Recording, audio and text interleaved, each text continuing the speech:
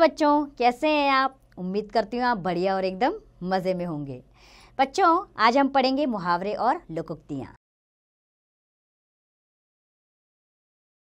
सबसे पहले हम जानते हैं मुहावरे किसे कहते हैं। बच्चों, मुहावरा वाक्य का वह अंश होता है जिसके पूर्ण अर्थ का बोध वाक्य पूरा होने पर ही होता है। बातचीत में मुहावरे सामान्य अर्थ का बोध ना कराकर विशेष अर्थ का बोध कराते हैं। भाषा को रोचक, प्रभावशाली और आकर्षक बनाने के लिए मुहावरों का प्रयोग किया जाता है। आइए हम कुछ मुहावरे पढ़ते हैं, उनके अर्थ समझते हैं और वाक्यों में प्रयोग करके इसे समझने का प्रयास करते हैं। पहला मुहावरा है आकाश पाताल एक करना। इसका अर्थ है बहुत परिश्रम करना। वाक्य प्रयोग कैसे होगा? कविता ने कक्षा में प्रथम आने के लिए आकाश पाताल एक कर दिया। दूसरा है अगर मगर करना, यानी टाल मटोल करना। जब मैंने रजत से पुस्तक मांगी तो वह अगर मगर करने लगा। तीसरा है आग बबूला होना, अर्थात बहुत क्रोध करना। विद्यार्थियों को शरारत करते देख अध्यापक आग बबूला हो उठे। अगला है आसमान सिर पर उठाना, अर्थात बहुत शोर मचाना। पिताजी के घर से बाहर जाते ही बच्चों ने आसमान सिर पर उठा लिया। अगला ईद का चांद होना, अर्थात बहुत कम दिखाई देना। सौरभ, तुम तो परीक्षा समाप्त होते ही ईद के चांद हो गए। अगला है अंधे की लाठी,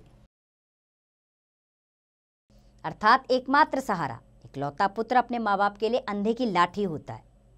गागर में सागर भरना,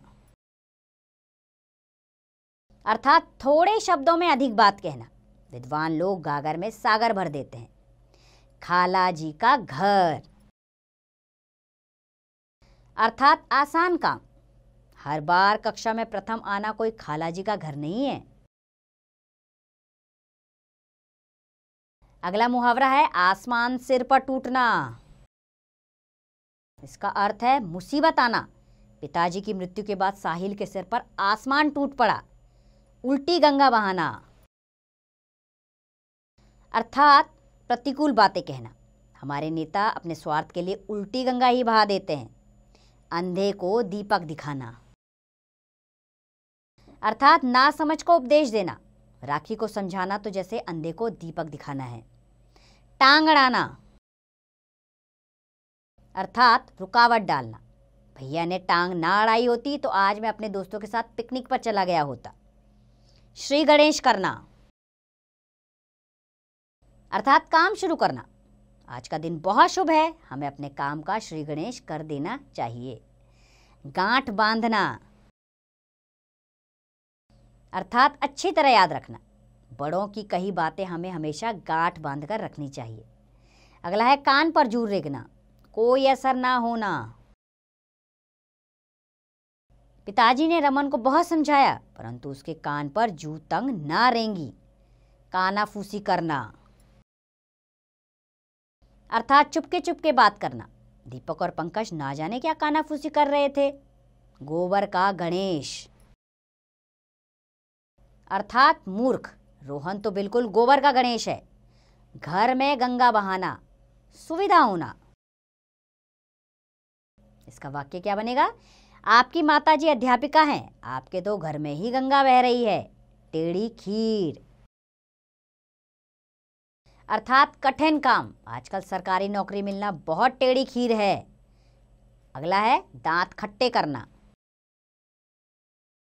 अर्थात हराना। युद्ध में भारत ने पाकिस्तान के दांत खट्टे कर दिए। मुहावरे हमने पढ़े, अब जानते हैं लोकोक्तियां क्या है। बच्चों, लोकोक्तियों का अर्थ है जन साधारण में प्रचलित बातें या कहावतें। मुहावरे और लोकोक्ति में अंतर होता है।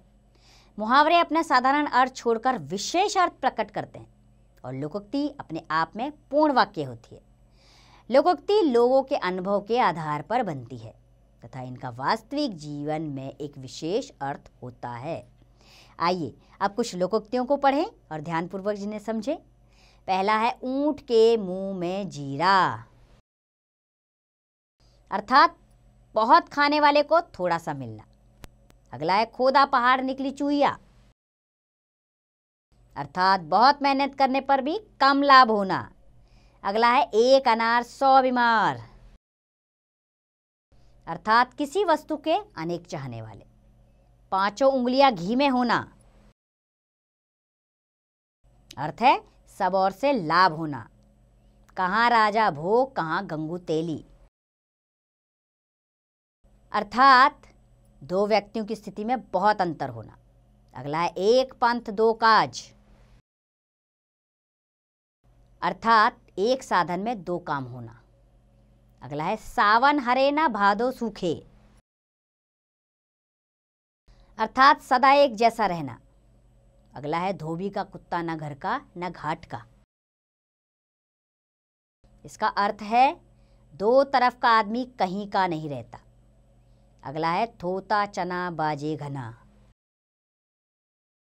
अर्थात थोड़े गुण वाला व्यक्ति अधिक दिखावा करता है। अगला है जिसकी लाठी उसकी भैंस, अर्थात ताकत के बल पर दूसरे की चीज पर कब्जा करना। मुंह में राम राम बगल में छुरी, इसका अर्थ है बाहर से मित्र अंदर से दुश्मन। अगला है हींग लगने फिक्टरी रंग छौका होए, इसका अर्थ है बच्चों बिना परिश्रम के लाभ प्राप्त करना। अगला दूर के ढोल सुहावने, इसका अर्थ है दूर की चीज अच्छी लगती है। अगला है एक हाथ से ताली नहीं बजती, इसका अर्थ है एक तरफ से लड़ाई या दोस्ती नहीं हो सकती। अगला है छोटा मुंह और बड़ी बात, अपनी योग्यता से बढ़कर बात करना। आम के आम गुठलियों के दाम, अर्थात दोहरा लाभ, इसका अर्थ होता है दोहरा लाभ। अगला है अंत भला सो सब भला, अर्थात किसी कार्य का अंत अच्छा होने से सब अच्छा हो जाता है। अगला है 4 दिनों की चांदनी फिर अंधेरी रात, इसका अर्थ होता है थोड़े समय का सुख। अगला है बच्चों बंदर क्या जाने अदरक का स्वाद,